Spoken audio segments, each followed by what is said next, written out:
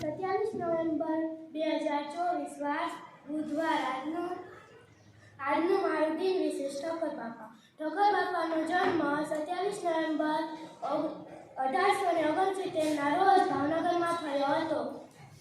તેમનું પૂરું નામ અમૃતલાલ ઠક્કર હતું. તેમને માધ્યમિક અને પ્રાથમિક શિક્ષણ પણ ભાવનગરમાં જ પૂરું પાડ્યું હતું. તેમને માત્ર 17 વર્ષની વયે મેટ્રિકની પરીક્ષામાં પ્રથમ વર્ગે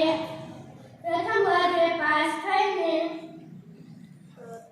સર જસવંતસિંહની શિષ્યવૃત્તિ મેળવી હતી. તારીખ 21